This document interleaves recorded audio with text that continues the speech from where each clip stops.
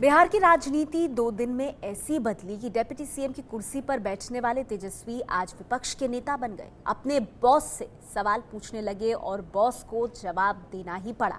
देखिए बिहार की राजनीति कैसे आज बॉस के इर्द गिर्द घूमी। आपके पास 91 एमएलए था बॉस।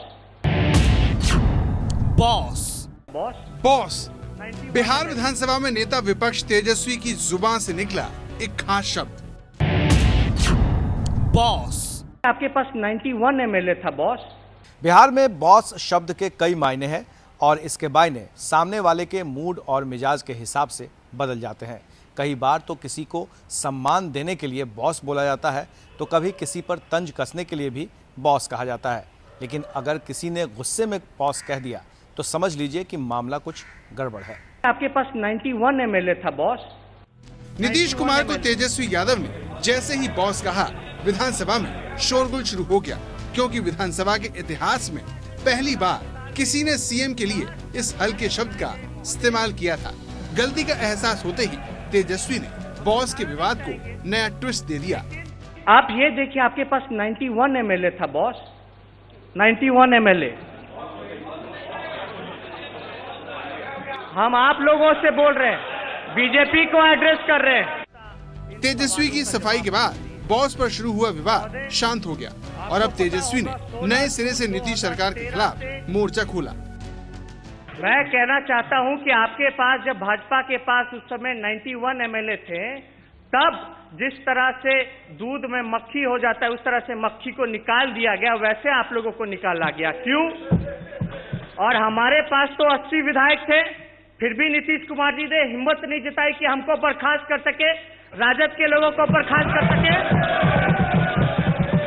क्योंकि वो जानते हैं कि हम लोग स्वाभिमानी लोग हैं, आप लोग सत्ता के लालची लोग हैं, भाजपा के लोग। तेजस्वी यादव के हमले से तिलमिलाए नीतीश ने कहा कि वक्त आने पर वो बताएंगे कि पिछले 20 महीनों से वो किस चरित्र के लोगों के साथ सरकार चला रहे थे। सेकुलरिज्म विचार का चीज है। सेकुलरिज्म भ्रष्टाचार पर पर्दा डालने के लिए, शब्द का इस्तेमाल करने के लिए नहीं है। आगे और सारी बातें मैं कहूंगा, बाहर भी कहूंगा, यहाँ भी कहूंगा, और लोगों को मैं आईना दिखाऊंगा। इसलिए जरा सचेत रहें, सचेत रहें। बहुत सारी बातों को जो बोलते हैं, हम मर्यादा का पालन करते हैं, हम अकारण नहीं बोलते हैं। लेकिन अगर कोई इसके लिए मजबूर करिएगा तो हम तो पूरा का पूरा आईना दिखाएंगे। एक एक बात पर हम उसका जवाब देकर आईना दिखाएंगे। हाउस खत्म भी करना है ना।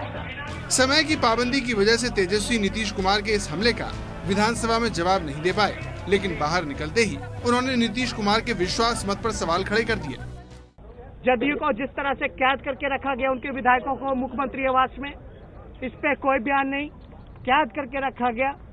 और तमाम विधायकों से हमने अपील भी की थी और तमाम पहले लोग संपर्क में भी थे, लेकिन नीतीश कुमार जी के दबाव के कारण और बीजेपी ने जिस हिसाब से किडनैप कर रखा था, बीजेपी विधायकों ने, जदयू के विधायकों ने मांग किए थे कि गुप्त मतदान इसलिए हो क्योंकि उन लोग के तमाम जो विधायक जो हमारे संपर्क में थे, वो लोग कहते थे अगर गुप्त मतदान होगा तो हम आपके साथ खड़े रहेंगे, लेकिन गुप्त मतदान नहीं हुआ।